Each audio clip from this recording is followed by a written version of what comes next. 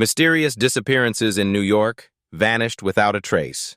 There's something haunting about New York City, beyond the skyscrapers, the bustling streets, and the lights that never dim. In a place so densely populated where millions of stories unfold every day, some lives suddenly stop, without a trace. Today, we delve into some of New York's most mysterious disappearances, cases that baffle investigators, where people vanished, leaving behind nothing but questions, cold trails, and a lingering sense of unease.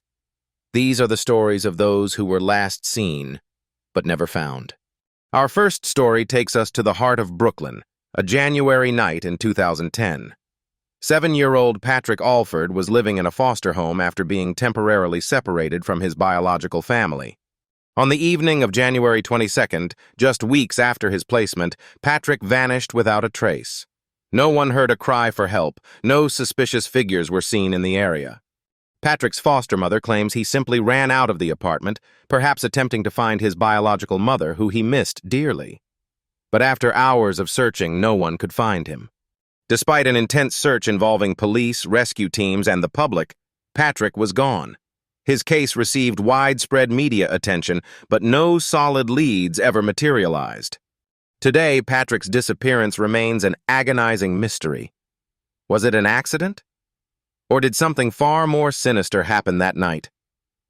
To this day, Patrick Alford's face appears on missing person posters, a somber reminder that a child can vanish even in one of the most watched cities in the world. New York City, 1930. The Roaring Twenties had just ended, and the city was grappling with the effects of the Great Depression. But the disappearance of Judge Joseph Force Crater would soon dominate headlines, adding a new layer of mystery to the already turbulent times. On August 6, 1930, Judge Crater, a well-known figure in the New York legal world, had dinner with friends at a Manhattan restaurant. After bidding them goodbye, he hailed a cab and vanished. No one ever saw him again. At first, his disappearance was kept quiet by his wife, who thought he might have taken a spontaneous trip, as he was prone to do. But as the days passed and there was still no word from him, the case gained national attention. Investigations revealed suspicious financial dealings and ties to organized crime, leading some to believe he was a victim of foul play. Others speculated he staged his own disappearance to escape legal trouble. But the most peculiar detail? Crater's safe deposit boxes were emptied, and a large sum of money was withdrawn from his bank accounts before he vanished. To this day, there's no definitive answer as to what happened to Judge Crater. His disappearance earned him the nickname, the missingest man in New York. Next, we travel back to the summer of 1917. Mary Mountain O'Connor was a well-known figure in New York's East Village. Described as tall and strong, Mary was a bartender and a fixture in the local community. But one night, she disappeared after finishing her shift at the bar. Mary was last seen walking home from work. Her route was familiar and the streets were well known to her, yet something or someone intercepted her on her way. Days turned into weeks and then years, but Mary was never seen or heard from again. Rumors spread through the neighborhood. Some whispered that she had enemies in high places, perhaps connected to the criminal underworld. Others believed she may have left New York entirely, hoping to start a new life. But no evidence ever surfaced to support these theories. What makes her case even more puzzling is that Mary was no stranger to danger. As a bartender, she had been involved in breaking up fights and handling difficult patrons, earning her the nickname Mountain for her strength and resilience. And yet, despite her imposing presence, she vanished, leaving behind only speculation and a void in her tight-knit community. The next case is one of the most perplexing, made even more tragic by the timing of the disappearance. Sneha Ann Phillip was last seen on September 10, 2001, just one day before the tragic events of 9/11. Sneha, a young doctor, was living in Manhattan with her husband. On the evening of September 10th, she was seen shopping at a department store near the World Trade Center. What happened after that remains unknown. The following morning, the towers fell and the city was plunged into chaos.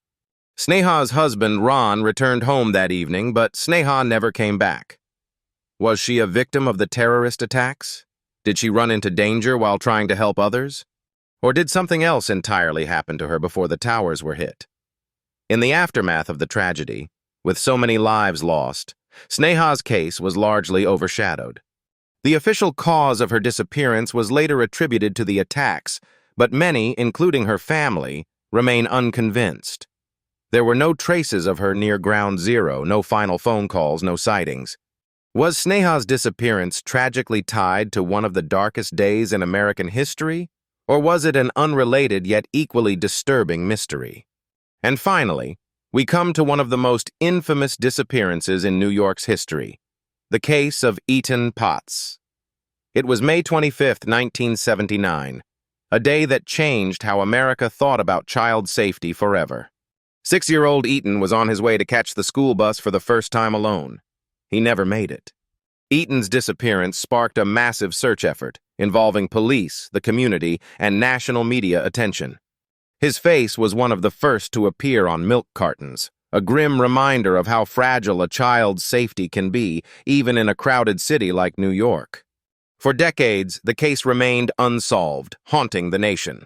Finally, in 2012, a man named Pedro Hernandez was arrested and later convicted for Eaton's murder.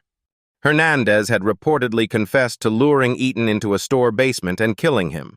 However, no physical evidence was ever found, and many still question whether justice was truly served or if the real perpetrator is still out there. Eaton's case serves as a chilling reminder that even in the heart of New York City, a child can disappear in broad daylight, leaving a family and an entire nation to wonder, what really happened? New York City is a place full of life, movement, and stories, but for the families of the missing, it's a city of unanswered questions. Despite the efforts of law enforcement, communities, and media attention, many cases remain unsolved, and the truth remains elusive. What truly happened to these individuals? Will their stories ever be told? Perhaps one day the mysteries will unravel, but until then their disappearances remain a haunting reminder that even in a city that never sleeps, some stories will never be complete. Like what you see? Don't forget to like, subscribe Securelo channel, and hit the bell icon so you never miss out on more captivating stories and essential tips.